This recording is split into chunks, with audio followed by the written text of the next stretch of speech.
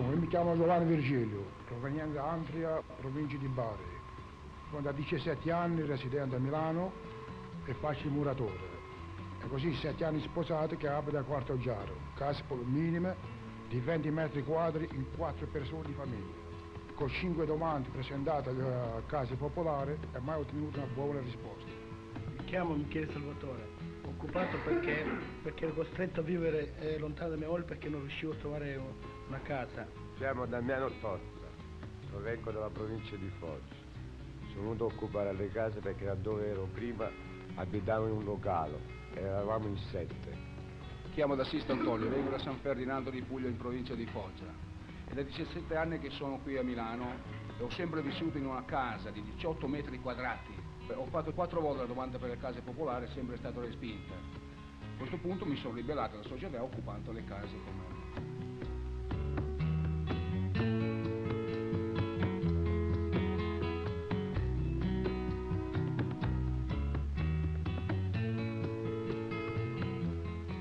Per i proletari, essere all'albergo della Luna vuol dire essere senza casa. Io sono nato a Monza, io e una mia sorella piccola, no? Mia madre e mio padre vengono dalla Puglia perché lì mancava il lavoro e mio padre ha avuto fortuna e ha trovato una casa, però una casa vecchia. Mio padre gli aveva detto all'amministratore che le case erano pericolanti. C'era fuori mio fratellino ed un altro e siccome sono ringhiere lunghe, no, ste case vecchie, nel secondo piano è caduto un pezzo di muro che era vecchio, stava ammazzando mio fratellino, no? Allora mia madre ha deciso di non pagare più. Lui le ha mandato lo sfratto ma mio padre non ha voluto sapere. Ha sentito di queste occupazioni e è venuto a occupare qui. Io sono una ragazza di 14 anni, però vado a lavorare già un mese che ho fatto giorno d'oggi, ancora non mi danno la paga. Allora gliel'ho chiesto e il padrone mi dice vai, al mese prossimo ti pago. Io mi prendo pure del lavoro a casa. Da 9 anni ho fatto sempre i mestieri in casa. Per tutta la vita farò sempre questi mestieri. I figli dei proprietari mica fanno questi mestieri che faccio io. Loro se la spassano con i ragazzi, chi va a vedere quello e chi va a vedere quell'altro. Così la sera poi si ritirano tutti soddisfatti.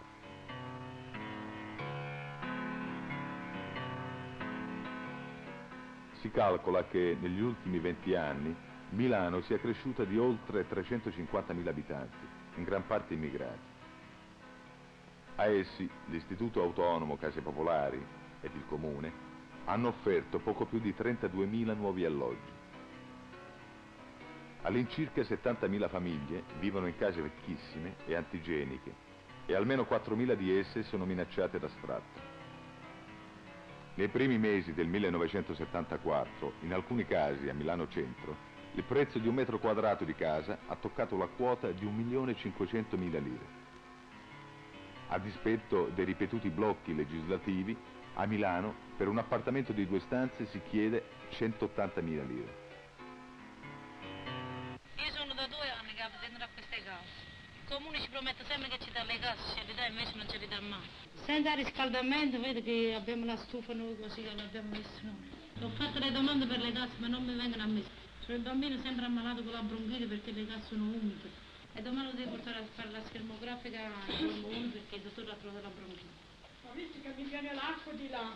I topi ci vengono dentro, giù c'è pieno di topi.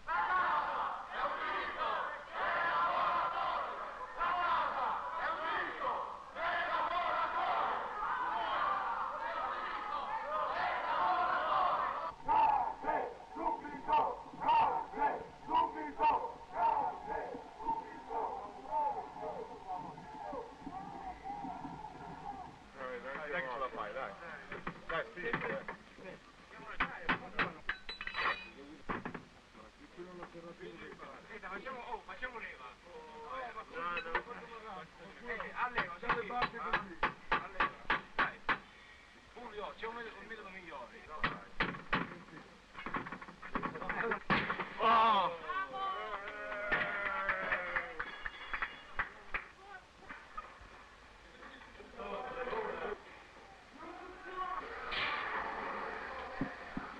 Io sono in pensione da 6 mesi, pago 4.000 lire al giorno solo per dormire con 2 bambini. Comune di Vie Pirelli sa della mia situazione e non mi dà la casa, insomma.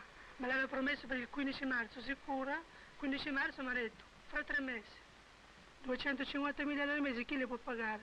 Io faccio la domestica e prendo 150.000 lire, come faccio io a pagare 250.000 lire al mese? Non comprate, interveniamo di forza.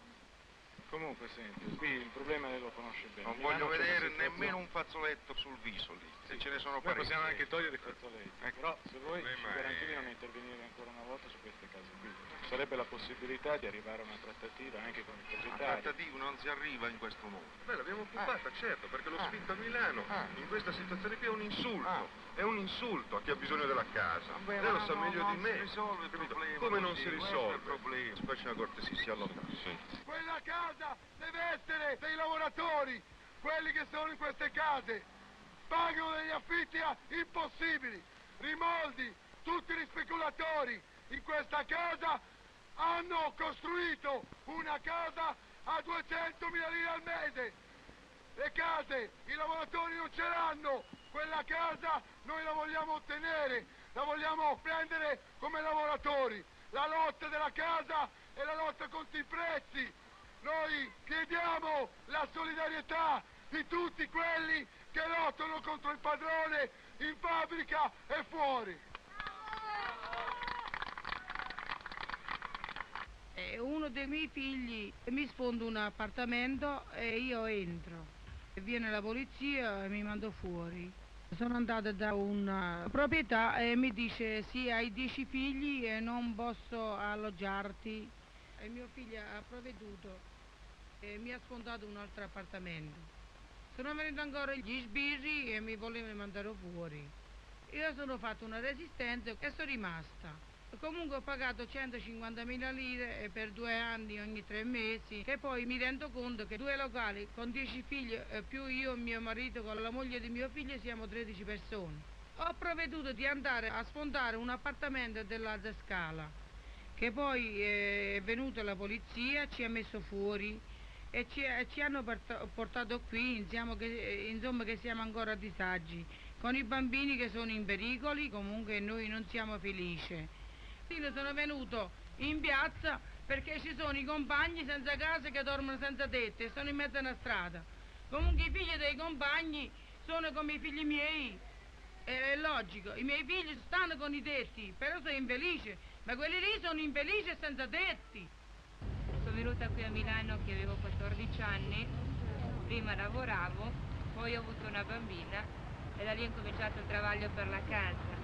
Passai di qui per caso e ho visto che c'erano queste occupazioni, mi presentai al comitato, diedi tutti i miei documenti e così ho cominciato a occupare. L'occupazione non è una cosa facile, è abbastanza difficile, perché si sono fatte lotte d'inverno senza luce, senza acqua, senza gas, senza riscaldamenti, contro la polizia. Allora, noi queste cose le diciamo, le sappiamo tutti, ce le rinfreschiamo. Le rinfreschiamo agli agenti di pubblica sicurezza che sono qua, che gli stessi problemi ce li hanno anche loro, perché quando si vanno a sposare sanno benissimo che cosa significa andare a trovare una casa. Allora, noi oggi la nostra azione era di cercare di stringere, di far sentire la nostra voce, di far capire che non si può continuare avanti a prendere in giro e a rimandare indietro, avanti, indietro gli occupanti, eccetera. Le case ci sono, la gente che ci deve andare a abitare, cioè noi ci siamo stati squadrati, verificati, certificati in tutte le commissioni e sottocommissioni. Le case ci sono, c'è la necessità di risolvere questa soluzione, c'è la possibilità di farla, ma manca la volontà politica. La Democrazia Cristiana non può accettare che dei lavoratori conquistino il diritto alla casa con la lotta, non può accettare perché altrimenti tutto il malgoverno, la speculazione immobiliare di Milano gli scoppia in mano, come quest'anno gli è scoppiato in mano. Non c'è una casa sfitta che appena lo sappiamo non viene occupata dai lavoratori e robe di questo genere. Ci hanno attaccato spietatamente, manganellati bambini, donne, non hanno guardato in faccia nessuno. Bombe lacrimogene che sparavano sulle persone. Di qua non ci muoviamo, porco di Dio! Ecco la linea. Non lavora!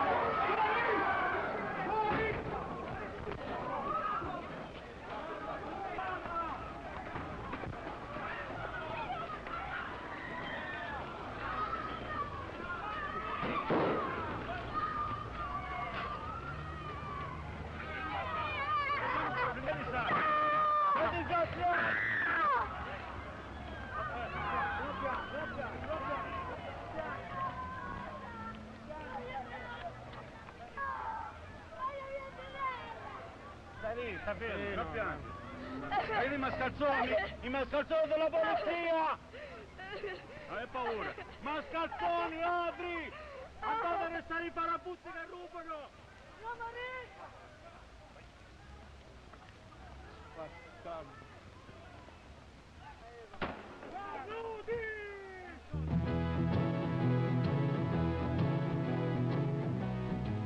La casa, la città, cessano di essere un semplice strumento, il mezzo con cui si riproduce la forza lavoro, e diventa una forma di espansione speculativa e finanziaria che peggiora le condizioni di vita delle masse. Non deve quindi stupire che la casa sia essenzialmente un investimento, anzi spesso un'operazione speculativa piuttosto che un servizio sociale. Da alcuni anni a questa parte la borghesia industriale lombarda ha disinvestito nell'industria per investire in beni immobili. Ormai nei consigli di amministrazione delle più grosse società immobiliari e assicurative si ritrovano i nomi di Pirelli, Pesenti, Cefis, Torchiani, Borletti, Bonomi Bolchini, Sindona, Massimo Spada.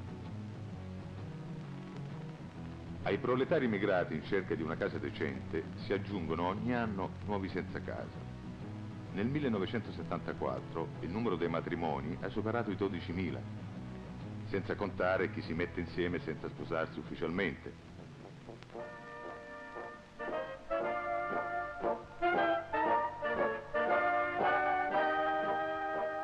La città per i padroni è soprattutto una merce sulla quale ricavare enormi guadagni.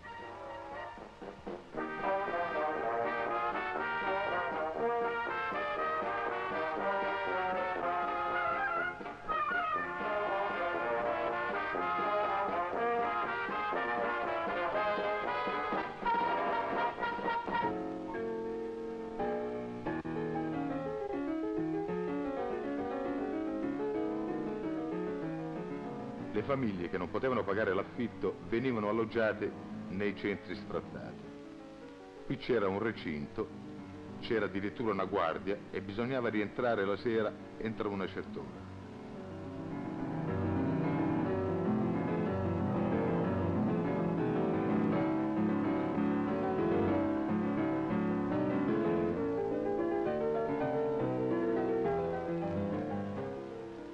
In seguito alle lotte di via MacMahon e di via Tibaldi, alcuni di questi centri vennero demoliti perché non vi rientrassero altri gruppi di senza casa.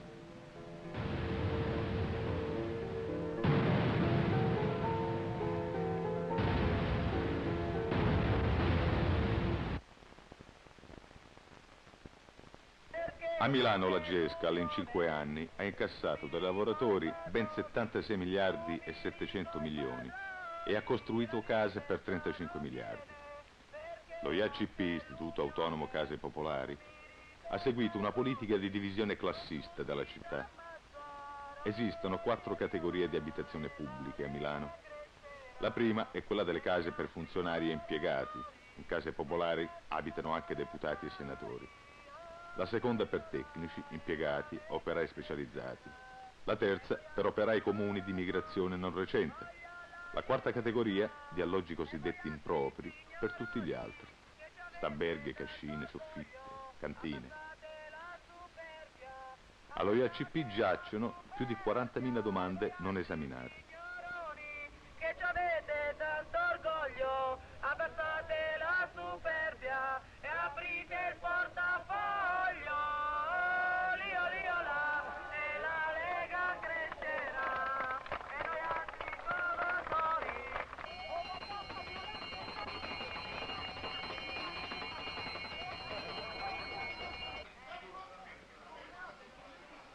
Fin dal 1968 in un'assemblea popolare si decide di fare lo sciopero dell'affitto per chiedere che questo venga fissato a una cifra pari al 10% del salario.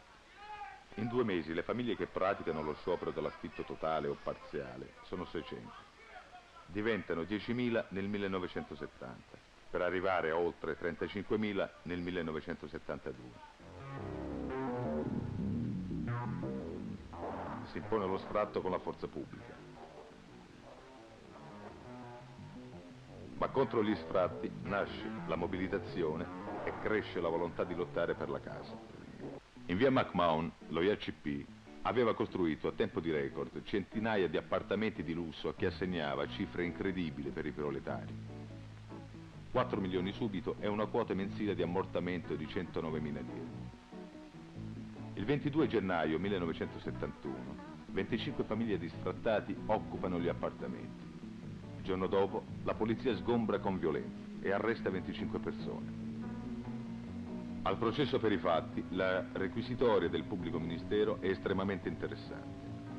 L'invasione delle case non può essere considerata arbitraria perché gli sfrattati, costretti a pagare contributi per la casa, devono essere considerati titolari di un vero e proprio diritto alla casa stessa. Di fronte alle gravi inadempienze dello IACP, essi potrebbero chiedere la restituzione dei contributi e il risarcimento dei danni. Chiedo pertanto la soluzione di tutti gli imputati da questa accusa perché il fatto non costituisce reato.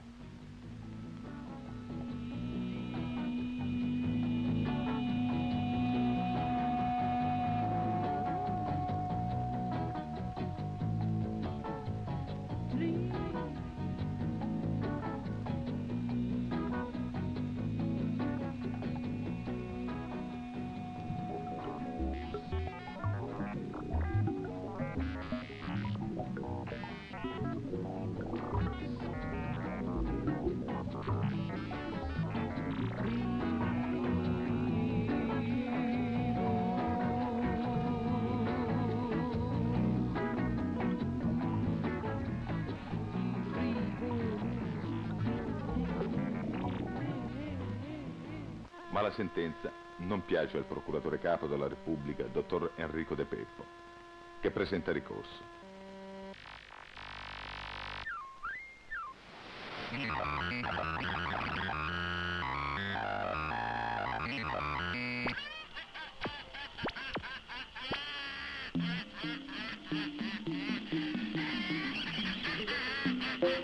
Il 1° giugno un centinaio di famiglie di operai e proletari occupano case di lusso dello IACP in via Tibaldi. Sono case a riscatto con doppi servizi. Parlano 2 occupanti avanguardie del movimento, Piero e Vitaliano. Via Tibaldi fu occupata senza veti, senza acqua, senza luce. Noi avevamo fatto tutte queste commissioni che si erano fatte, no, eccetera. Poi, a nostra meraviglia, a nostra insaputa, no, abbiamo visto dei dottori che non credevamo, insomma, che ci fossero dei compagni dottori che curavano non solamente noi ma i bambini, eccetera. La crescita dell'asilo nido, no, all'interno di questa lotta è stata fondamentale. E poi la mensa che avevamo fatto, i bambini andavano a mangiare e tutto, avevamo la mensa, con una spesa enorme, erano 600.000 lire per pasta, le raccoglievamo questi soldi qua, insomma. No, le cose più significative erano fondamentalmente, cioè, mentre gli uomini ad esempio andavano alla trattativa o in comune o andavano a tenere assemblee nelle scuole, davanti alle fabbriche, eccetera, a volantinare, a raccogliere fondi, le donne e i bambini facevano il blocco, no? Eravamo sulla circonvallazione, 2 volte al giorno si verificava, la mattina e alla sera, no? Erano cose abbastanza coordinate.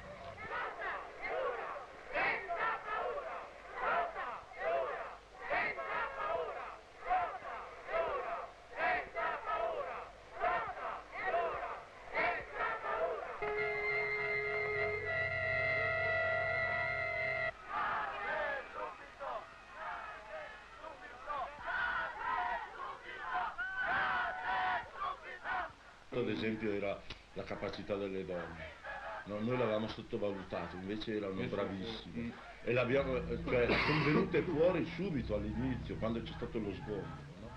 Alle 6 del mattino arrivano 2000 tra poliziotti e carabinieri, decine di gipponi, 2 idranti, una ruspa. L'assemblea si fece al pomeriggio verso la 1:30, si fece un'assemblea e ci fu questa proposta ai compagni di architettura di ospitarci loro. Insomma, entro la le... cosa nostra non era tanto andare alla scuola era andare alla scuola per rimanere uniti e poi da lì decidere se occupare un altro stabile oppure o meno. siamo arrivati lì, no? E anche lì, no? Già era nel nostro metodo, no?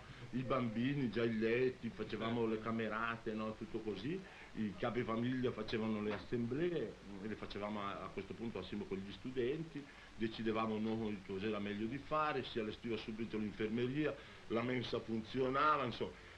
Architettura per noi è stato un momento in cui effettivamente no, non volevamo mollarlo. Primo perché era una scuola, pertanto per la prima volta diciamo, entravamo noi in una scuola e questi compagni ci avevano spiegato che era la scuola di tutti. Pertanto di lì si decise anche lo scontro, no, con la polizia, proprio come un momento anche di salto che avevamo fatto noi, no, all'interno della nostra lotta. Lo scontro è stata una cosa che è memorabile anche per Milano. Avevano schierato tutti i poliziotti davanti a tutto architettura, no? Oh, ma gridavano, sai come fanno vedere i film, gli indiani che gridano in quella maniera? Così gridavano, proprio da matti, proprio come... E poi innestarono i lacrimogeni, no? Da un camion non si levò un telo, levarono un telo e c'era come una specie di cannoncino, no?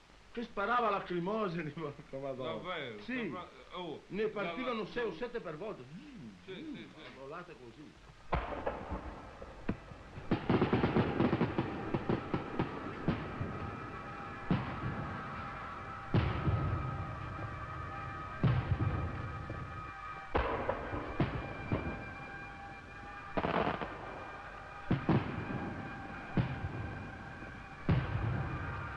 Cioè loro sono entrati in università, però appena loro sono usciti noi siamo entrati di nuovo. Alla mattina rientrammo e abbiamo ricevuto lì la notizia che questo bambino qua, Massimiliano, era morto. Alle 5 di mattina c'era... che si vede lì, no, lì che... sono arrivati ancora, ma saranno stati 5.000 poliziotti, hanno letteralmente assediato tutta città studi, no? Non c'era via di scampo. A un certo momento no, ci hanno fatto sgombrare dalle aule dove eravamo dentro, no, a dormire, ci hanno messo tutti con le mani alzate contro i muri e con puntati in mitra dalle spalle, no? E fuori, man mano che uscivamo, ci perquisivano, ci caricavano su sui camion, no, e ci portavano via. Allora, la penultima trattativa con i partiti andammo una forte delegazione, no?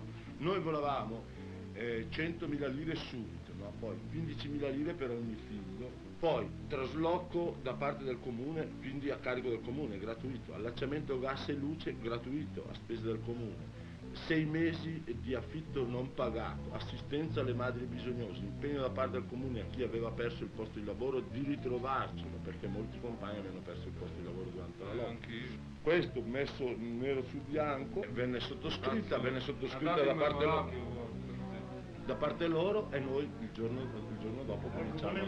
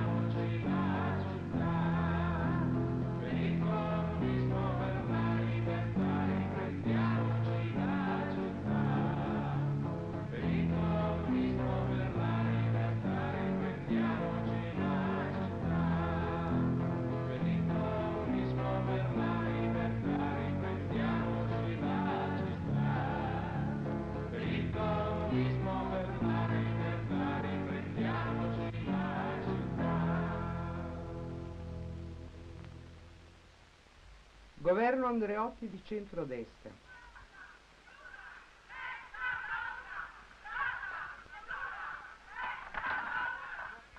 113 famiglie occupano case di lusso a riscatto dello IACP. Se non riuscite ad aprire, si prende una tavola di queste, si usa come ariete e si apre la porta. Avanti!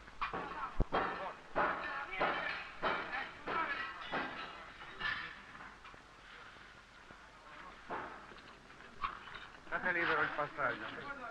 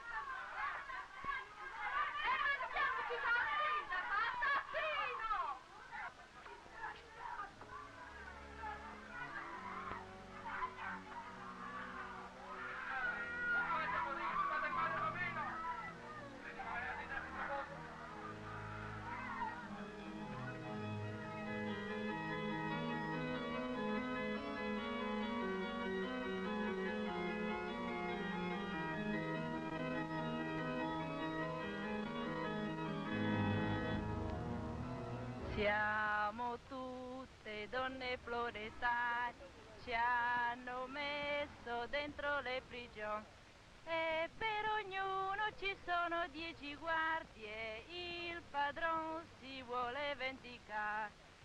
20 aprile 1972. Gli occupanti, stanchi di aspettare di essere ricevuti dal sindaco, entrano a Palazzo Marino e buttano all'aria qualche sedia. 46 donne con i loro bambini e 11 uomini vengono incarcerati. Questa canzone è stata composta dalle donne nel carcere di San Vittore. A pugno chiuso andiamo verso il domani, il comunismo ovunque vincerà. Abbiamo lottato per aver la casa, la risposta è stata San Vittore. Noi ripetiamo più forte che mai, lotta dura d'ora in poi sarà. Noi ripetiamo più forte che mai, lotta dura d'ora in poi sarà. Referendum per il divorzio. La Democrazia Cristiana ha inteso assicurare gli italiani che è suo fermo proposito proseguire nella persistente solidarietà con tutte le vere forze democratiche, recando ulteriori contributi al consolidamento della libertà e al raggiungimento di più alte mete di progresso nell'ordine e secondo giustizia. Il referendum non deve turbare l'equilibrio politico, ma è il terreno sul quale la Democrazia Cristiana scenderà per difendere, come sempre ha fatto, la famiglia, perché una società democratica e unita si fonda su una famiglia unita. Di quale unità della famiglia ci venite a dire? È una stronzata.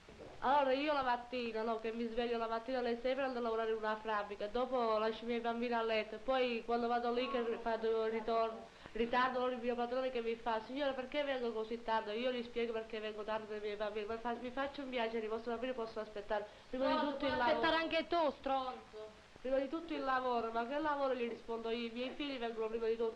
Se noi viviamo in una casa di 3 metri per 3 metri dove non ci sono nemmeno i servizi e non possiamo vedere nemmeno i figli tutti con una volta a tavola, perché una casa di 3 metri, sfido voi, c'è il letto, poi mettiamo, voi la Democrazia Cristiana, e facciamo i turni anche a mangiare.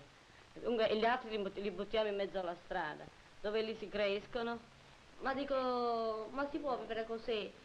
Qui a Milano proprio, che dice che ci sono un sacco di cose, che ci hanno promesso a noi, che ci sono le case non vilire. Ma dove ci sono queste case? Noi andiamo girando per la casa e ci chiedono un sacco di soldi, non possiamo perché mio padre non lavora e lavoriamo noi, i soldi non ci bastano neanche per mangiare. Prendi me che ho 8 figli, c'ho un bambino, c'ho un ragazzo di 16 anni.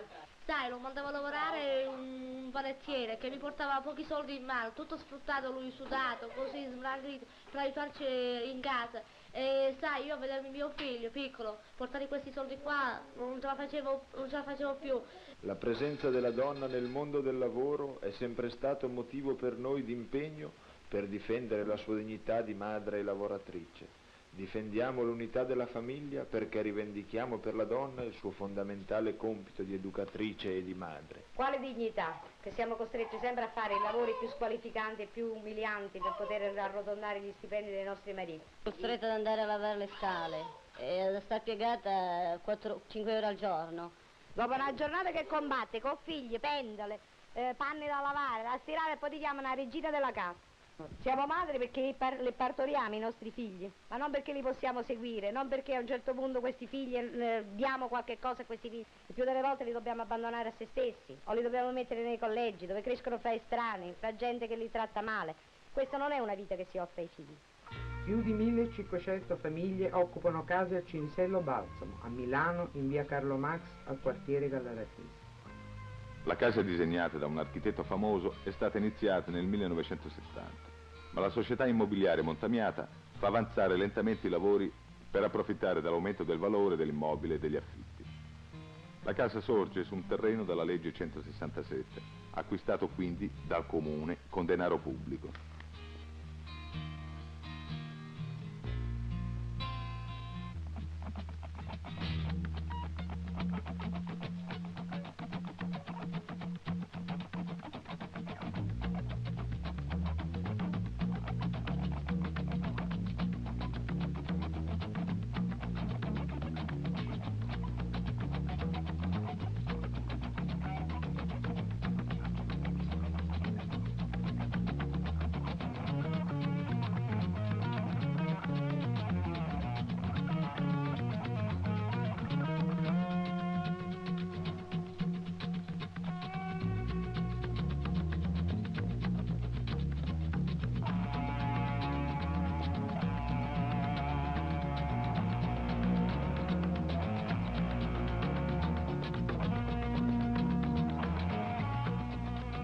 Le donne tentano di bloccare il cellulare.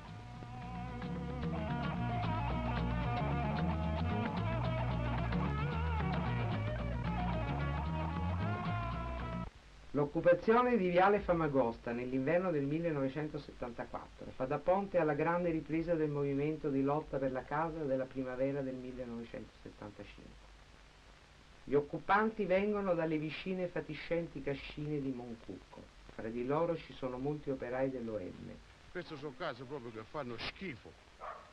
In dialetto mestrese si dice fanno schifo, pena, una fatanzia. Ecco, questo è tutto. Poi si può vedere su gabinetti, lavandini e così via, oppure verso 10 stasera. I scarafaggi sono come dopo, e dopo sono come i conigli. Va bene? E questo è il famoso fiume che i bambini ci giocano, c'è zanzare, c'è topo, c'è un po' di tutto. Nel gennaio 1975 sono occupate le case dallo IACP di Viale Fulvio Testi, di Piazza Negrelli, case Gescal di Via Biceglie. Più di 1000 famiglie occupano tutte le case pubbliche costruite a Milano.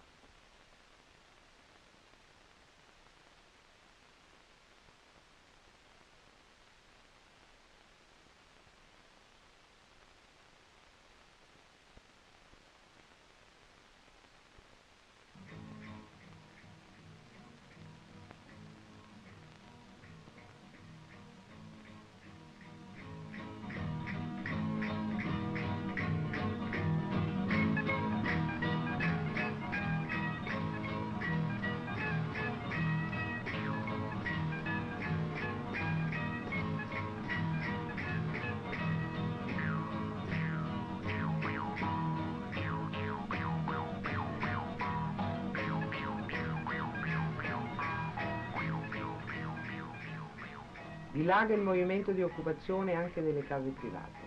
Sono occupate case in Corso Sempione, in via di Amici, Cagrande, via Popoli Uniti, via Tibaldi. Occupazione anche nella grande periferia, a Sesto San Giovanni, a San Giuliano, a Biategrasso, Limbiate. Queste case già erano sfitte da 5 anni, si tenevano chiusi in se stesso. Tenendole chiuse, queste qui cercavano di speculare nella vendita, perché c'era questo, no? Magari uno sposino che si doveva sposare accettava, no? Lo sfruttamento della bene stabile dicendo se tu me lo affitti io ti do 100.000 lire. Però era altrettanto vero, no? Che vedendosi decurtato il 100.000 lire della busta paga del salario poteva pagare un mese e poi ci doveva stare qui, era costretto a non pagarli. Queste l'hanno pensato e loro hanno detto no, qui soltanto si vendono gli appartamenti. E c'era questo rifiuto netto di richieste di case con la vendita, no, speculativa, che loro, no, tenendoli chiusi ci guadagnavano molto di più, perché man mano che la speculazione andasse avanti, da allora, dai 5 anni adesso, avevano preso il triplo del valore. Come difatti qui un appartamento andava sui 120-140.000 lire al metro quadro. E allora a quel punto lì gli è scoppiata la rabbia dei proprietari e ha detto bene, allora se queste case sono chiuse vuol dire che noi le andremo a occupare, ce le andiamo a accaparrare noi. E così il 25, diciamo così, di maggio, in nottata, con 16 proletari siamo venuti qui ad occupare queste case. Sembrava una cosa così sbandata all'inizio, no? Sti proletari che portassero tutti i materassi, masserizi, no? In linea generale. Però c'era la forte volontà di rimanerci. Ma c'era la paura che queste case erano tante, perché era un blocco, sono 270 appartamenti, e ci trovassimo qui isolati, no? Con questi 16 proletari e l'indomani è arrivato subito lo sgombero. Ma non fu così. Invece no, noi altri ci siamo organizzati, siamo andati a megafonare per tutte le piazze, parlare con i lavoratori, sembrava una giornata di festa. Nel giro di, diciamo, alle 11, l'abbiamo occupata a mezzanotte, alle 11 dell'indomani mattina tutta l'occupazione già era fatta, ma piena addirittura, no? Benissimo, a questo punto qui allora noi altri ci incominciamo a formare come comitato, logico. Il comitato è stato eletto dalla stessa scala, la stessa scala ha deciso di eleggere ognuno il suo delegato e di rappresentarlo, no? Diciamo così, in seno e sulla lotta che si doveva condurre. 15 giugno 1975, grande vittoria elettorale della sinistra.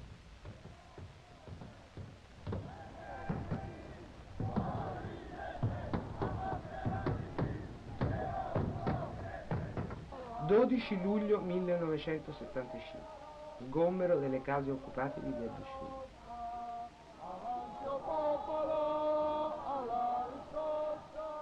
Il giorno stesso assemblea all'occupazione di Piazza Negrelli. Case nuove in più da occupare non ce ne sono, o sono vendute, o non sono finite, o non hanno gli impianti, o hanno altri motivi per cui non si possono occupare. Le cose che si possono occupare sono le case vecchie, in genere nel centro, che i padroni hanno lasciato andare in malora per rimodernarle e mettere in affitto a prezzi altissimi, no?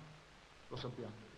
Si tratta di decidere se vogliamo andare a occupare una di queste case, l'indirizzo ce l'abbiamo, oppure questa strada la si abbandona e si entra nell'ordine di idee di andare a cercare gli appartamenti, gruppi di appartamenti che possono essere localizzati nelle case popolari eccetera e che sono sfitti. Andiamo ad accettare la prima prorogativa, quella di andare nel centro storico, perché realmente lì tocchiamo realmente, facciamo sentire apertamente la voce del milanese. Cioè, la lotta è quando è che siamo insieme, capisci, che c'è comitato, fare riunione, tutte quelle storie qua. Invece se uno è una parte, uno all'altra, sì, siamo compagni, però cioè con idee, la lotta singola, capisci? Per questo accetto la prima proposta. Siamo andati a occupare queste case di Val dell'Orso in pieno centro, che sono della Cassa di Risparmio, e sapevamo che sono sfitte da 4 anni.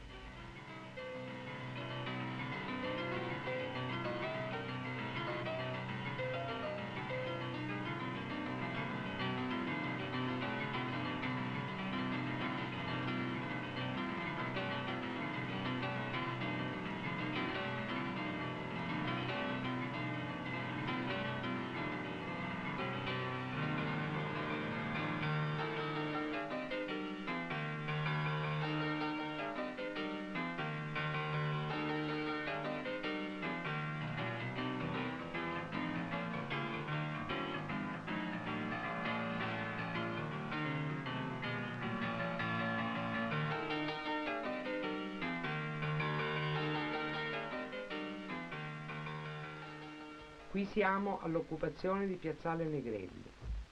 occupiamo queste case perché non ce ne abbiamo, abitiamo nelle case malmenate, che umide, sporche, senza servizi. Per questo che noi abbiamo occupato, però a pagare 2 milioni, 1,8 milioni all'anno non si può, perché ho 4 bambini e da mantenere i bambini un po' decente non si può pagare questo affitto così, è una rapina l'affitto di questo genere. Quando noi siamo venuti a occupare non erano assegnati, adesso ci hanno detto che erano assegnati, stanno assegnando man mano e dicono che ci devono buttare fuori perché ci sono altri assegnatari, fatti il contratto, invece non è vero, perché quando noi siamo venuti a occupare non c'era acqua, non c'era niente, le case ancora non sono finite, esatto, ma noi speriamo che ci danno anche così, ce le finiamo noi queste benedette case. Gli altri occupanti qui da dove vengono, chi sono, cosa fanno? Sono operai che veniamo dal sud a portare le nostre braccia, i nostri lavori, che a fare sviluppare la Lombardia, perché siamo noi meridionali che facciamo sviluppare la Lombardia. Veniamo dal sud e poi dopo non troviamo un alloggio decente, perché c'è la grande burocrazia, c'è i grandi borghesi che gli operai vedono sempre male. Ma voi avete paura di uno sgombero della polizia? Certamente noi non è che abbiamo paura, esatto, perché chi è che ci rimette è sempre l'operaio. Perché se l'operaio avesse anche le armi, è un certo che, tu mi capisci, diciamo, la polizia non fa paura, esatto, no, perché loro hanno le armi, noi abbiamo le armi, chi ha più sangue, quello va in paradiso, quello è. Però la paura è dei bambini, che sono delle donne, però con la polizia ci dovessimo scontrare su un campo aperto, tu tanta proiettile, tu tanta armi e io tanta proiettile e tanta vediamo chi è che c'ha ragione, però abbiamo ragione noi operai perché abbiamo più grinta. Tu hai fatto tutte le lotte qui, le manifestazioni, eccetera. Ma io sono un vietnamita, vorrei essere in Vietnam, in verità, per combattere la cosa dell'operaio.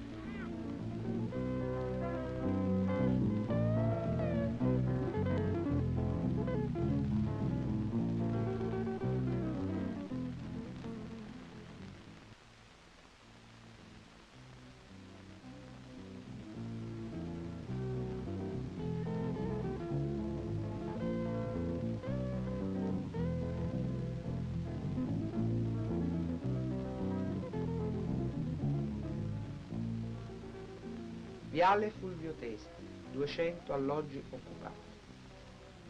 Sì, ma da 9 mesi che noi praticamente siamo qui nelle case occupate di via Fulvio Testi, e da quasi un anno quelle di Famagosta e di altre occupazioni.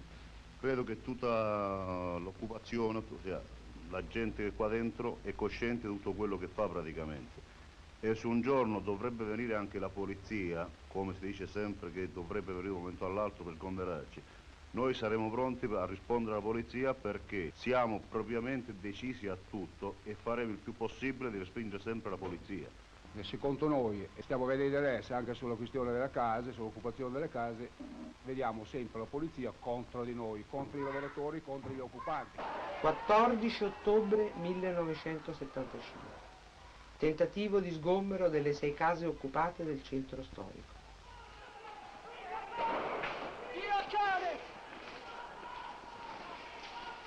Attenzione! No, niente, siamo alla polizia!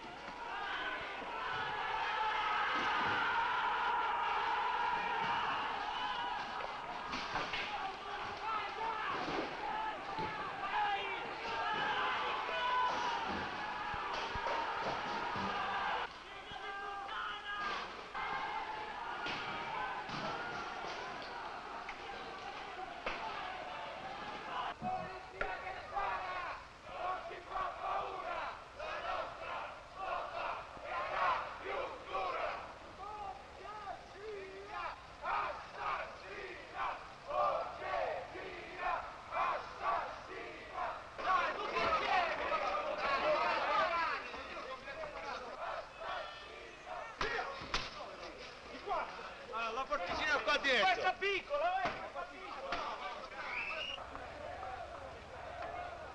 Gli occupanti di via Santa Marta, San Sisto e San Maurizio sono stati considerati questa mattina dalla polizia.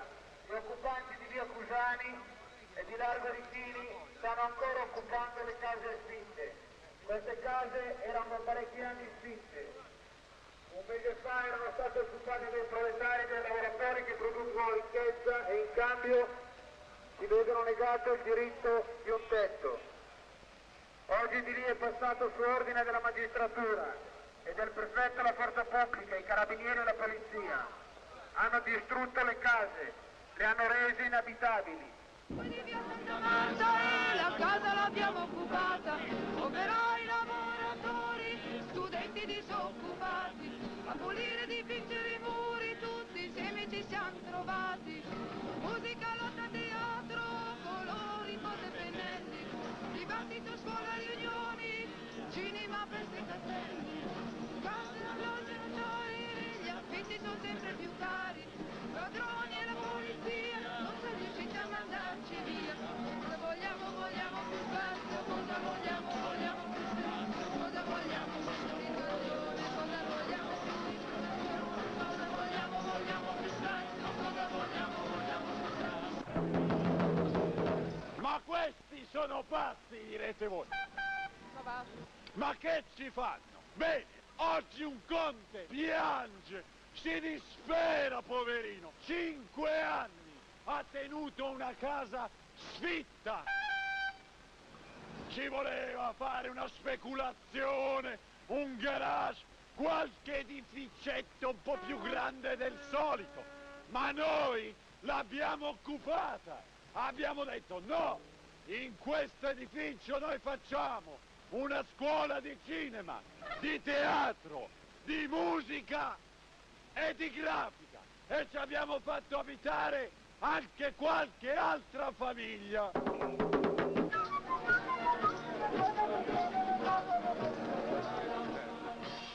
Si moltiplicano le occupazioni di alloggi da trasformare in centri sociali.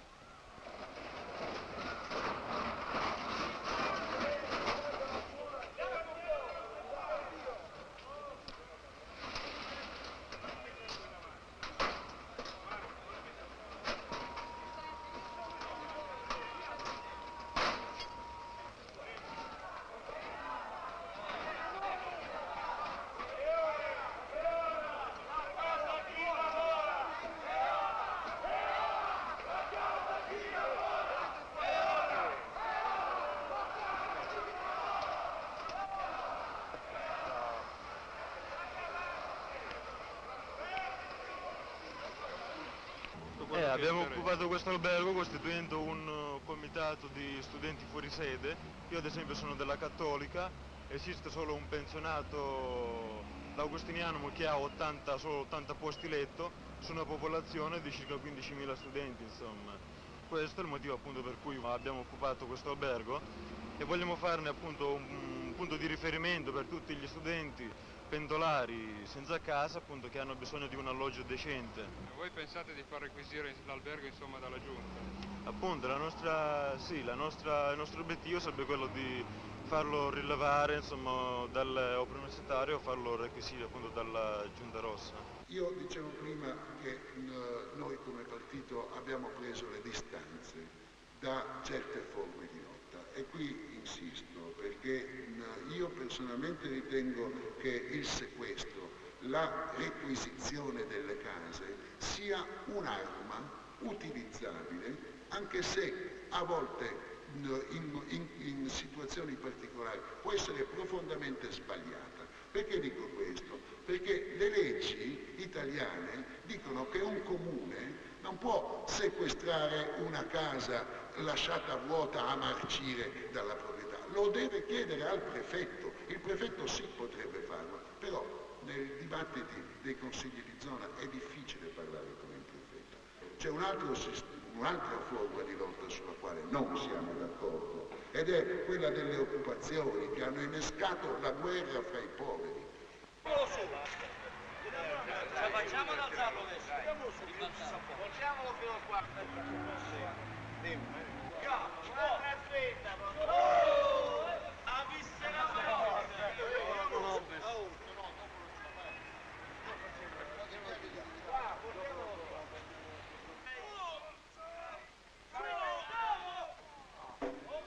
Come ti chiami? Franco, E dove stavi prima di abitare in queste case occupate? in abitazione. Quanti fratelli siete? 7. 7 fratelli? E in quante stanze abitavate là? 2. E qui avete preso una casa più grande? Sì, c'è 3 locali, cucina e 2 bagni. Qui cosa stanno facendo adesso? Stanno facendo il buco per le fogne. Sabato e domenica scorsa abbiamo lavorato sotto l'acqua, abbiamo fatto là i tubi, adesso ci mancano soltanto la fogna e gli attacchi. Ho visto che avete fatto un buon lavoro, avete la luce anche? Sì, abbiamo la luce. Sei pensionato? 50.000 lire al mese c'ho. Ho fatto sia nei prigionia, porca madonna, ho bisogno dell'appartamento, prima di tutto che mi avevano fatto strato di casa e devo andare via. Da Cosenza. Ma non pensi di ritornare giù a Cosenza? Vita mia, ho i figli qua, io che vado a fare? Guardare le pecore? Sono in condizione anche di pagare, non so, 1.200.000 lire all'anno. Io con quello che guadagno sono in condizione di poterlo pagare. Mi hanno chiesto lo stato di famiglia, hanno visto 5 bambini, dice, no, c'è 5 bambini, non è possibile, massimo 2. Tu lavori all'Alfa? Sì. Guadagni 250.000, chi sei adito con 10 figli di questi qua, come faccio a mangiare? Non posso vivere così. Una misera casa che c'è l'erba che cresce e umidità, una camera c'ho. Insomma, uno che non lavora, uno che non contribuisce a questi lavori delle fogne, non è solo da considerare uno sfaticato, no? Perché il discorso sarebbe chiuso lì. È da considerare uno che nuoce agli altri perché ritarda i lavori, perché se ne frega dell'occupazione, perché se ne frega di migliorare le condizioni qui, perché se ne frega di rafforzare l'occupazione. Questo è il discorso, insomma, non è che adesso ognuno tira fuori i suoi casi personali, faccio il turno, non faccio il turno. Quando è disponibile si mette lì, lavora e continua a lavorare. E basta. Cioè, per le fogne il sistema come dobbiamo fare? Cioè, da chi decidere lavora, tutti quanti insieme. Chi lavora o dobbiamo mettere la multa a chi non lavora? Cioè, qui non lavoro. Io no. Per me non va bene. la multa, sì. Batterli fuori. Perché adesso magari sabato e domenica gli stessi non sono presenti. Se ne deve andare da se stesso se non è capace di mantenere la lotta. Ma se qui a me mi hanno fatto se io lavoro sempre, magari sabato o domenica non ci sono, rimettiamo un sistema. Cioè, Piano che lavora il sabato lavora la domenica. Un attimo, qui non abbiamo detto che uno deve lavorare il sabato e domenica, uno se lavora il sabato non lavora la domenica, se lavora la domenica non lavora il sabato. Cioè in questo caso è giustificato. Mettiamo 10.000 lire, così la possibilità di venire per forza. 10.000 lire partiti stasera. Una squadra, domani sera, alle 7, la maggior parte alle 7 sono qua, di continuare i lavori. Deve essere una lotta, di continuare sempre insieme, tutte le sere finché sta cazzo le fogne si finisce.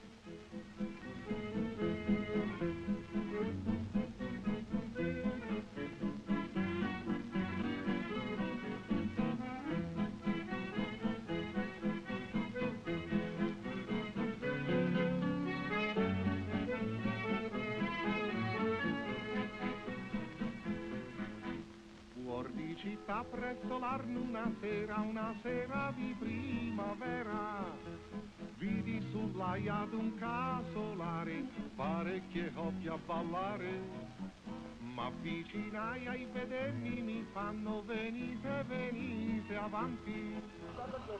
Fisica, vedi questo qui non c'è stato. l'ha fatto alzare voi presto, sbagliato. No,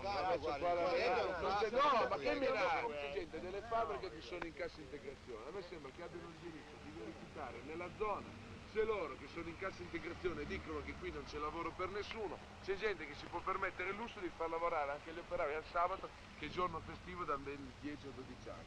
Quindi siccome è un controllo tranquillo, sindacale, l'hanno indetto le federazioni, io non vedo perché chiamare i carabinieri. Quando la legge viene violata. Dov'è che è violata la legge, maresciallo? Lei ci deve spiegare questo. Ma senta, lei ma è come viene se lei prima. impedisce una manifestazione sindacale.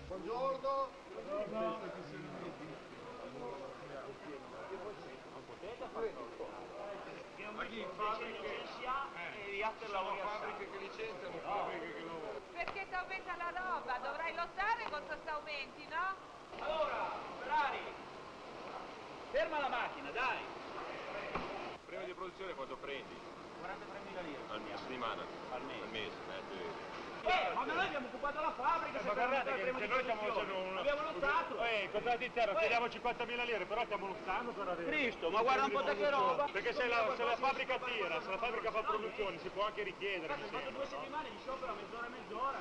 Ma se non lottate, Cristo non vi darà mai niente se non lottate. Va là. Perché la lingua lunga tutta no, per lavorare che porco. 10.000 licenziati in Milano e provincia, nel giro di 2 mesi, su nomimi.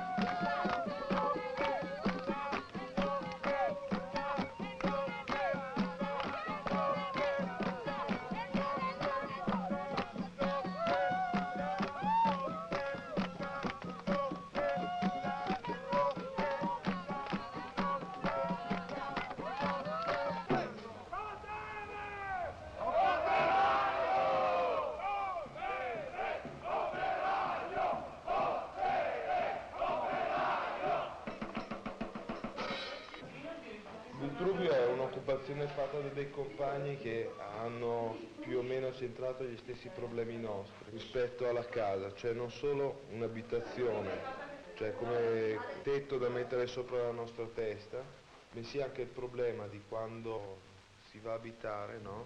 Come, con chi, in che maniera, la questione dei rapporti, per la maggior parte come studenti e come giovani proletari, un rifiuto della famiglia, un rifiuto della struttura patriarcale della famiglia, per cui la nostra ricerca di casa era partita prima in piccoli gruppi, individuale, no? È diventata un'esigenza politica, collettiva, fare di questa un momento di lotta, un momento di aggregazione di tutto il proletariato giovanile. Quarta settimana di picchetto contro gli straordinari. Ma non si può già designare chi guarda i cartellini eccetera. E lei lì? È lì. Chi si è interessato? Il governo, la ditta se ne è sbattuto di loro. Il governo se ne sbatte altamente di loro. Quindi quelli che pensiamo agli altri operai siamo noi. È giusto che entra poco nella nostra casa, sono d'accordo con te che non possiamo andare avanti e sono d'accordo con te, ma noi dobbiamo lottare per avere aumentato il mensile, non bloccare la nostra paga e aumenta tutto in giro. E questo è il fatto, capisci? Noi vogliamo che questo non avvenga più e non è che lottiamo perché ci fa comodo alzarci alle 5 del mattino e stare qui. Io vorrei stare al mio letto, stamattina non ce la facevo ad alzarmi, sono alzata per forza, caro compagno. Scusa un minuto, hai lavorato sabato e domenica e ti presenti a lavorare? Hai fatto 7 giorni una settimana, 7, 14. 1, 2, 3, 4, 5, Voi 6, dovete 7, vedere. 8, 9, 10, 11 e 12. Quante ore ho fatto, dovete vedere. Ho timbrato sì, ma ho fatto 4 ore, non ho fatto 10 ore. Come dici? Sabato hai lavorato fino alle ore 18, solamente la domenica hai fatto 4 ore. Come cazzo ha fatto entrare non lo so io. Comunque, senta, dici il capo che mi sta aspettando. Lascia che viene fuori e poi ne parliamo col suo capo. Ma quello non lo sa. E non lo sa che noi siamo qui tutti i sabati. Il suo capo deve finirla di fare il 17 gennaio 1976.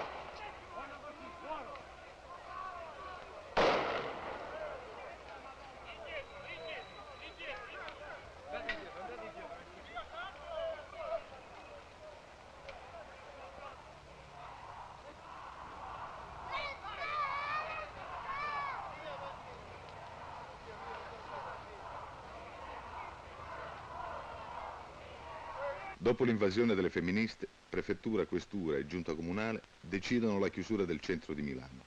Polizia e carabinieri difendono il Duomo, dove il cardinale Colombo celebra una messa di riparazione contro il sacrilegio delle femministe. Noi speriamo anche in questo giorno. Da qui la caratteristica impronta di questa manifestazione. Potevamo fare un corteo. Abbiamo preferito riunirci in assemblea liturgica nella quale il popolo di Dio si riconosce e condivide la fede, la missione e l'esperienza.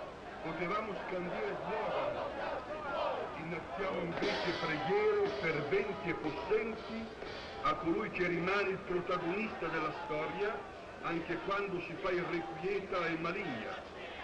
Potevamo metterci sinceramente e invece ci siamo ritrovati sotto le guglie del Duomo che il suo stemma descrive come il manto proteggente di Maria. Il collettivo Cinema Militare. Collettivo? Cinema Militare.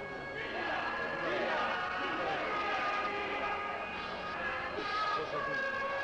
Turca? Non so, il collettivo Cinema. Non lo fate vedere il cinema. Dove lo fate vedere? No, televisione no, però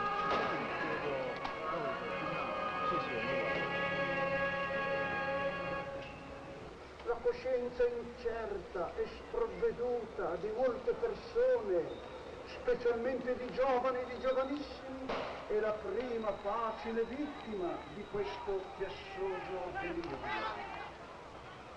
Ma il fenomeno che più profondamente, anche se meno clamorosamente, deve scuotere ogni coscienza sinceramente cristiana non è quello che va producendosi su molte piazze e su certa stampa, ma sta in un fatto che bisogna, anche se ci rincresce, francamente riconoscere. La piaga sociale dell'aborto si diffonde.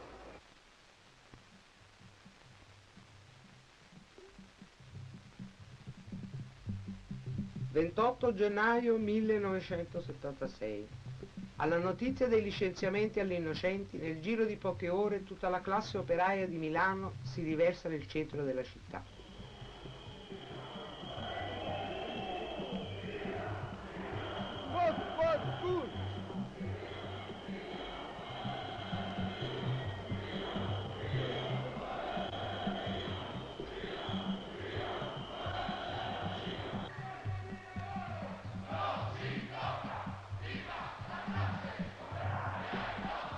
Il 6 febbraio 1976.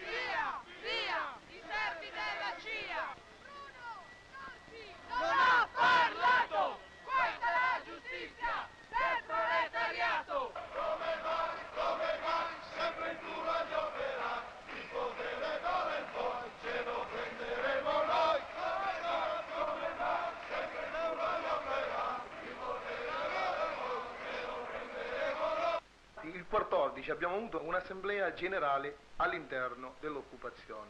Che cosa ne è emerso? Era uscita, no, che le donne incominciavano a dire no, non è più il fatto della casa o della requisizione. Qui noi altre andiamo a fare la spesa e questi prezzi stanno aumentando, cioè ci hanno suggerito loro stesse, non più noi altre come delegati, e ci davano questa indicazione di organizzarci quanto più possibile, no? E di far capire, no, che qui i prezzi aumentano. A questo punto qui sono venute le proposte sul carovita, no? Infatti avevano dato già un volantino che parlava sul carovita al mercato. Non si può vivere più, non si può andare avanti così. Signora, ha visto questa iniziativa qua, cosa ne pensa? Bene.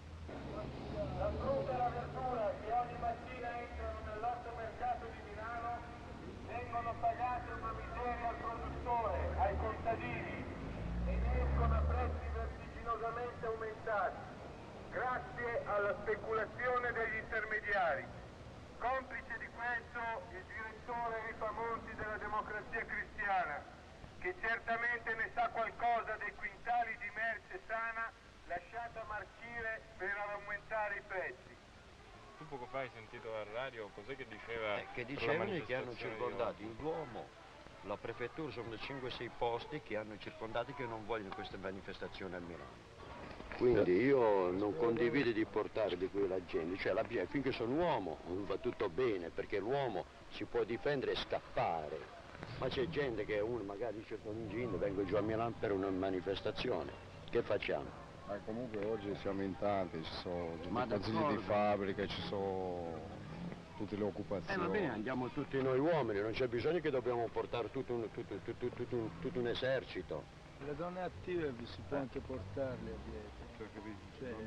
Cioè non è che non tutte le donne ovviamente, non le donne anziane, ma le donne attive che nell'occupazione ci sono, cazzo. Sono da portare, cazzo, oggi si va giù proprio per la spesa, non capisci? Oggi è per il pane, per la pasta, per la carne che tu non mangi, che io non mangio. E allora io vado giù a Milano e dico no, cazzo, la carne la voglio mangiare anch'io, no?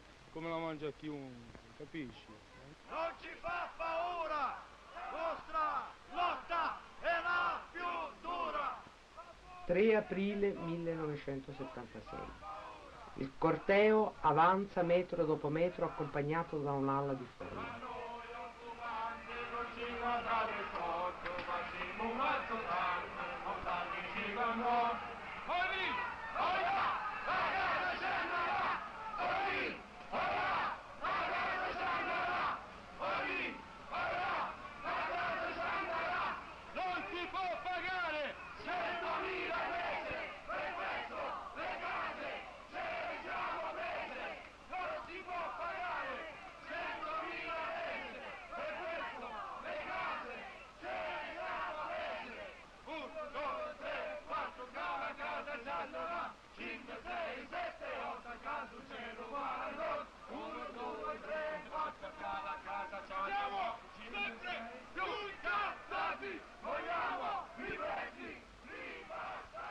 Alla fine i carabinieri arretrano, la piazza è occupata. Il divieto di manifestare nel centro di Milano è saltato ancora una volta. Adesso veniamo alla soluzione, qui c'è un corteo di 30.000 persone dietro e rotti. Come Sant'Antonio? Scusate un momentino, ma io adesso forse non so, questi continuano il loro corteo nel centro di Milano, fanno il loro comizio in piazza Cairoli, ma io dico... O piazza Castello. O piazza Castello, che cosa c'è? Io non lo capisco che cosa volete.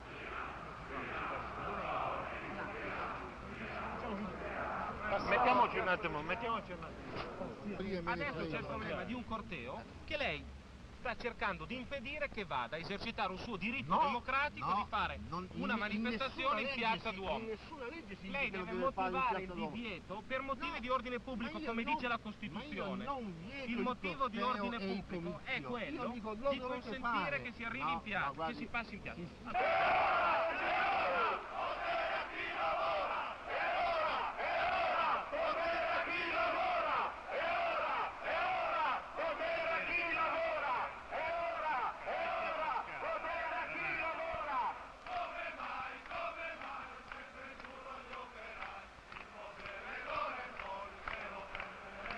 Per martedì abbiamo avuto un incontro con Cuomo, no? E lui il suo il suo livello che vuole arrivare è quello di sgomberare le nuove famiglie che sono arrivate, che tutti gli occupanti si sono opposti a questa cosa qui. Lui dice che le case non ci sono, ma noi sappiamo benissimo che le case ci sono, perché se lui vuole requisisce. Appunto che questa manifestazione di oggi è per imporre la requisizione degli alloggi sfitti.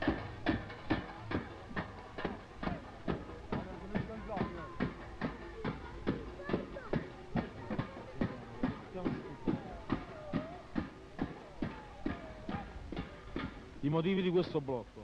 I motivi di questo blocco sono che siamo stufi di aspettare per i contratti e che mettono a posto questi locali. Tantissime volte abbiamo avuto un incontro con Cuomo, ma questo incontro è stato solo un'illusione e basta. Cerchiamo un incontro con Costantino per la ristrutturazione della casa, ma Costantino a tutti i costi non ci ricevi. Noi vogliamo i contratti e vogliamo che vengano messi a posto questi locali. Vogliamo la acquisizione degli alloggi sfitti. Mi chiedete di mettere insieme la questione degli occupanti del settore pubblico e degli occupanti del settore privato. Non è possibile. Le questioni sono diverse da tanti punti di vista. Una questione è l'occupazione di case pubbliche che quindi o immediatamente o almeno in prospettiva sottraggono case ad altri lavoratori. Per il momento un'altra è la questione dell'occupazione delle case private sfitte. L'altra differenza è che mentre per quanto riguarda le occupazioni nel settore pubblico, cioè delle case di cui siamo proprietari noi, essendo proprietari, abbiamo potuto raggiungere un accordo politico sia con le organizzazioni che fanno le occupazioni, sia con le autorità che rappresentano lo Stato, e quindi arrivare a un accordo che ha retto molto bene fino adesso sul blocco delle occupazioni e sul blocco degli sgomberi.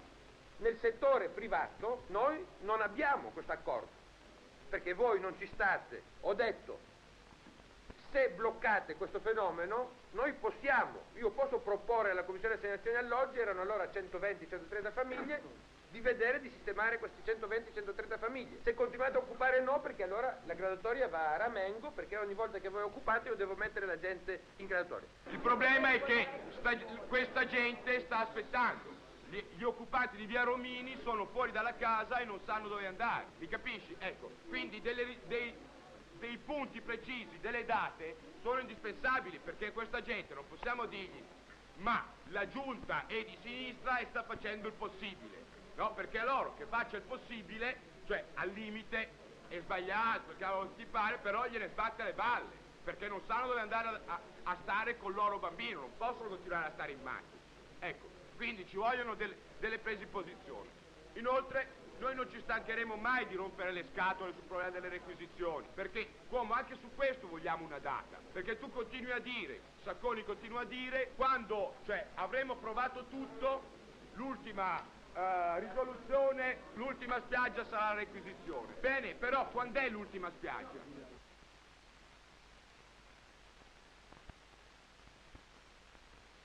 Allora, questa organizzazione è un'organizzazione di senza casa, cioè di famiglie o di persone che hanno il problema della casa in modo estremamente urgente e grave. In genere si tratta di famiglie o che vivono in coabitazione o che vivono in case del tutto inadeguate alle loro esigenze perché troppo strette o troppo malandate. Noi ci siamo proposti di intervenire sul problema della casa a partire dal mese di agosto, quando il Comune di Milano non ha mantenuto un impegno che si era preso nei confronti del movimento degli occupanti. Questo impegno riguardava la requisizione e l'assegnazione di 4.000 alloggi sfitti di cui il Comune ha accertato l'esistenza attraverso un'inchiesta fatta capillarmente quartiere per quartiere, via per via. Noi siamo entrati in possesso dell'elenco di questi 4.000 alloggi, abbiamo visto dove sono, di chi sono, abbiamo visto cose molto interessanti anche appunto dal punto di vista di scoprire che i proprietari, gli speculatori sono sempre gli stessi nomi che ricorrono. Sulla base di questi dati che noi avevamo abbiamo pensato che appunto se il Comune non rispettava i suoi impegni, se cioè non interveniva per dare queste case a chi ne aveva bisogno, queste case dovevano essere prese con la lotta e per questo appunto si dovevano organizzare tutte le famiglie che ne avevano bisogno. Abbiamo allora aperto diciamo così, le iscrizioni a queste liste di senza casa e immediatamente abbiamo cercato di trasformarle anche in organizzazione, e cioè non farne semplicemente un elenco di famiglie bisognose, ma farne anche dei gruppi di compagni decisi a risolvere il problema della casa con la lotta, senza aspettarsi niente da nessuno, avendo fiducia insomma nella propria organizzazione e nella propria forza. A ciascuno di questi gruppi sono stati indicati degli obiettivi, vale a dire sono stati dati degli indirizzi, e su questi indirizzi abbiamo chiesto di fare delle verifiche, cioè di andare magari insieme a vedere in che condizioni si trovavano queste abitazioni. In alcuni casi si è trovato che queste abitazioni non erano in buone condizioni, erano molto malmesse, in altri casi si sono trovate abitazioni soddisfacenti. Allora adesso partiamo da via Cusano, andiamo verso via dell'Orso per vedere se ci sono degli appartamenti sfitti. Eccoci, siamo qui in via dell'Orso, siamo andati verso il numero 5 dove abbiamo suonato il citofono e si è affacciato un signore, perché lì non c'era portineria. È sceso giù questo signore e gli abbiamo chiesto se c'erano appartamenti liberi. Questo signore ci ha detto di sì, ma ci ha detto anche che erano murati e noi gli abbiamo chiesto se potevamo andare su a vederli. Infatti siamo saliti e siamo andati su per i piani e abbiamo visto che erano tutti murati, ma il compagno, che è furbo, per vedere dentro gli appartamenti ha dato un calcio a questo muro e abbiamo fatto un buco. Siamo entrati dentro e ci sono dei locali molto messi bene, ci sono dei bagni, c'è tutto, insomma, c'è solo da pulirli e basta. Poi siamo scesi e così siamo tornati qui in via Cusano e ci siamo riuniti. Dove ti occupavi tu? Da nessuna parte. Io mandai a chiamare mia moglie giù per farla venire su, perché gli mandai i soldi per prendere un affitto. Andai alla stazione, gli fregarono tutti i soldi a mia moglie, così ho rimasto un mese e mia moglie in mezzo alla strada sotto la stazione. E la polizia ferroviaria? ferroviaria? 3 mesi e uno da la polizia ferroviaria. Si volevano prendere i bambini, io glieli diedi. Non glieli hai dati dei bambini? No, non glieli do a nessuno perché sono miei. Ma adesso sei qui nel comitato di occupazione? Sì. Diciamo noi, siccome vive case, sono cazzi fuori.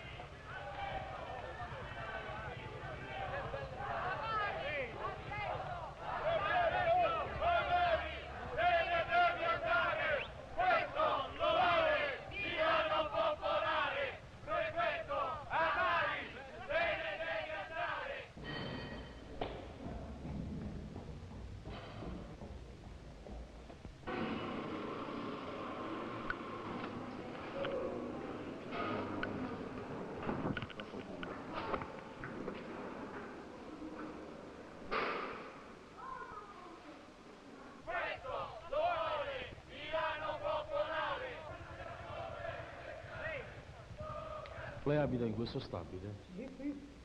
Volevo sentire, queste case qui da quanti anni sono? No, questo non lo so. Questo proprio non lo so, perché noi ho tanti anni che stiamo qui, ma di preciso non lo so, perché non ne ho parlato mai con nessuno. Certo che hanno bisogno tutti di casa, tutti hanno bisogno di casa. Ecco, lei su questa occupazione qui che si sta svolgendo oggi, cosa ne pensa? Non lo so, guardi, io non mi pronuncio perché non sono competente, se avranno ragione faranno bene, non lo so. Se nessuno si decide a fare le case, non lo so. È positivo. Sì, allora Per noi è giusto.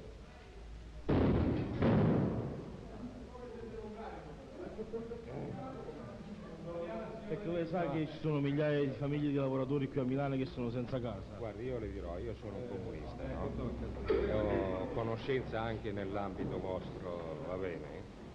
Ho parecchi compagni che aspettavano appunto che voi veniste ad occupare queste case perché 2 o 3 anni che sono sfitte. E veniva gente a chiederli, no, in affitto, però non li davano. Spiegaci un attimo da quanti anni che sei a Milano. Da 2 anni che vengo e vado, allora sembra che io se ho bisogno di casa, quanto sto qui, quasi 1 anno che sto qui per continuo a cercare casa, non ne trovavo sempre che io stavo in pensionato, insomma. Cosa ne dice di queste occupazioni allora? Fatto bene, benissimo. Era ora che la facevate. Lei lo sapevo che qui c'erano tante case sfitte così grandi e belle. Tanta gente lo sa, ma cosa vuole? Hanno paura anche di parlare. Però è giusto, è tanto giusto. Io trovo giusto io e tanta altra povera gente che ha bisogno, Ah, lei abita qui nel quartiere? Sì, io sono il tabaccaio di questa via. Ah, il tabaccaio? Sì. Sapeva che c'erano degli appartamenti sfitti qua? Altro che, si può dire da quando è finita la guerra che sta a casa in questa maniera. Ecco, lei era d'accordo su questa, sa che qui a Milano... approvo senz'altro che la occupate, è inutile tenere delle case vuote, a far niente. Vogliamo che tutti i proletari possano avere una casa decente in cui vivere con i loro bambini. Basta con la situazione vergognosa che si è verificata nel comune di Milano. Ci sono famiglie che dormono in macchina, ci sono famiglie che dormono in 4-5 in una stanza, mentre i padroni si possono permettere ancora di tenere migliaia e migliaia di appartamenti sfitti. Operai, lavoratori, chiediamo l'immediata requisizione degli alloggi occupati e di tutti i 4.000 alloggi censiti dal comune. Vogliamo l'applicazione delle case requisite di un canone che non superi il 10% del salario.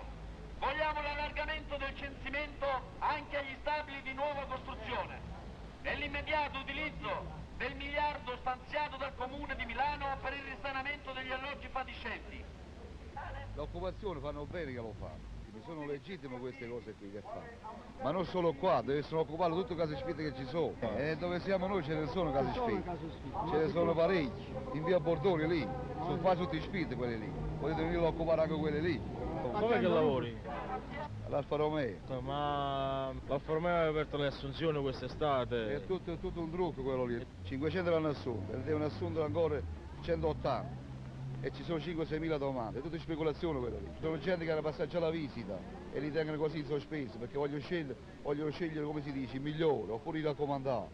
Qui sono assegnate con due colori diversi che probabilmente non si vedono, comunque questo gruppo e queste due occupazioni sono quelle che sono state fatte stamattina. Naturalmente intorno a queste occupazioni sono segnate anche tutte le occupazioni precedenti. Questa è l'occupazione di Roserio dove sono concentrate circa 80 famiglie. Questa è l'occupazione di via Amadeo, di una sessantina di monolocali in cui sono ospitati giovani senza famiglia oppure piccole famiglie di operai, ragazze e madri.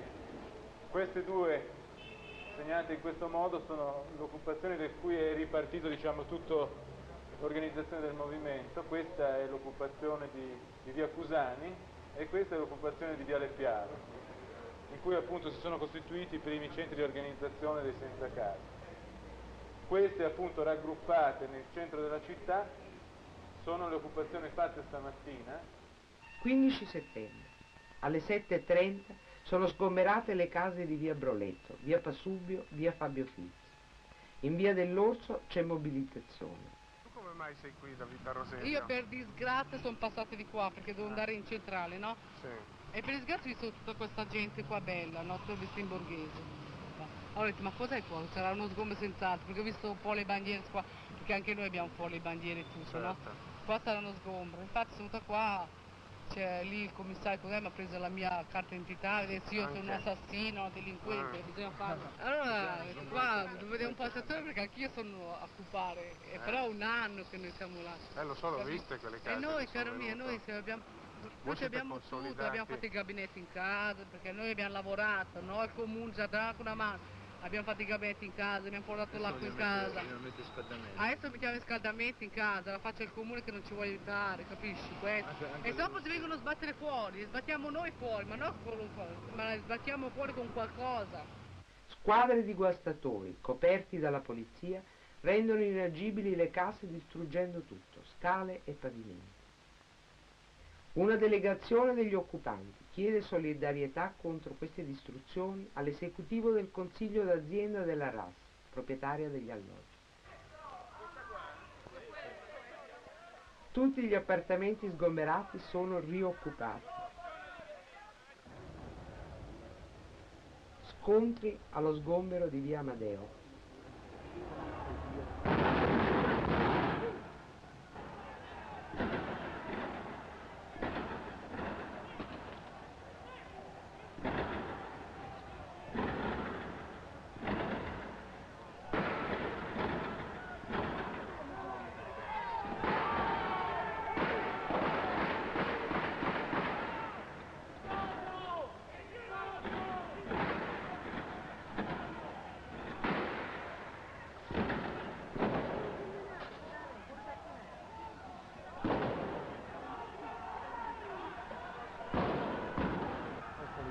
dietro.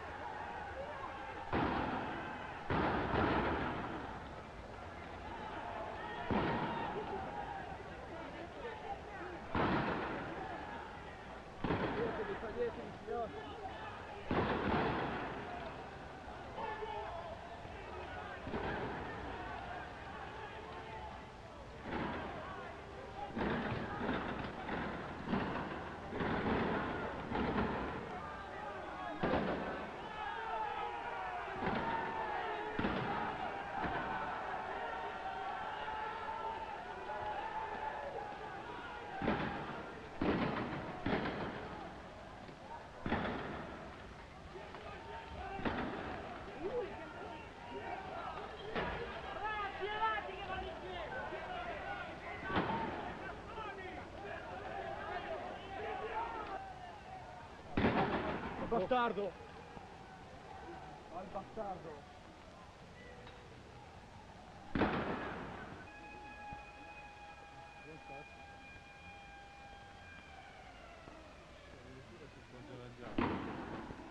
Dobbiamo essere tutti uniti, non dobbiamo aver paura. Se viene la polizia, noi ci stiamo così e non ci muoviamo. Se poi loro fanno resistenza, e allora, secondo me, prende l'acqua bollente e buttacela addosso. No, non è così. Non è così. Prende l'acqua bollente da sopra e ce lo butta addosso. Che loro fanno. E beh, allora come la vuoi la casa? La casa noi ce la dobbiamo stendare. Dobbiamo essere noi a combattere. Dobbiamo combattere, come dicono i nostri compagni qui, tutti uniti, e ci dobbiamo far valere i nostri diritti. Come diceva l'altro compagno, ci vuole il bagno, almeno il bagno. No, ci vuole, perché noi siamo di carne e ossa come i ricchi, come i padroni, solamente che loro hanno i miliardi e si credono qualche cosa. Ma noi siamo esseri umani, noi siamo gli asini che lavoriamo e tiriamo la carretta e il padrone si mette sopra e ci dà. Ma questa è una cosa che... e ce lo dobbiamo far valere noi, ce lo dobbiamo far valere noi, la legge ce la dobbiamo fare noi, non c'è niente da fare, è inutile che vi appoggiate sulla lotta continua, sul comunista o sulla disgraziata democrazia cristiana. Scusate, una mamma quando mette un figlio al mondo come fa? Lei combatte con la morte, lo fa lei. E così dobbiamo fare. Dobbiamo combattere. È giusto, signora? È giusto? Dobbiamo combattere. Ecco, dobbiamo combattere. La casa è un diritto. Io mi sento ancora di lottare e lotto ancora perché voglio una casa e deve essere sicura. Noi vogliamo una casa, però noi non ci arrendiamo. Vogliamo una casa e ce la prendiamo, quindi o si rassegnano perché noi non ci rassegniamo. Io non so come dire, io mi rivolgo ancora, non dico alla lotta continua perché io sono comunista e me ne avanto, ma non da destra. Dal 1945-46 sono stato arrestato al 50, al 53 e al 52 comunque per un'occupazione di terra. Avevo 10 anni che lottavo assieme a mio padre. Mio padre è morto a 83 anni e io mi sento di lottare finché che muore. Mentre che non mi danno i miei diritti, io lotto sempre.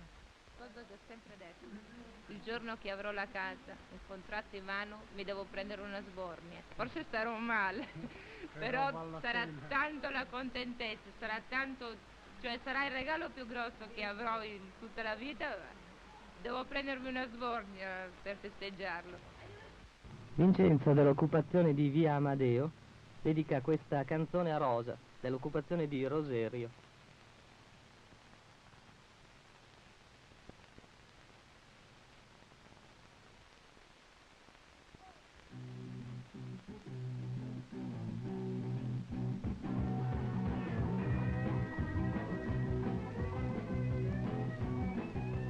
Sono qui per buttarci fuori di città.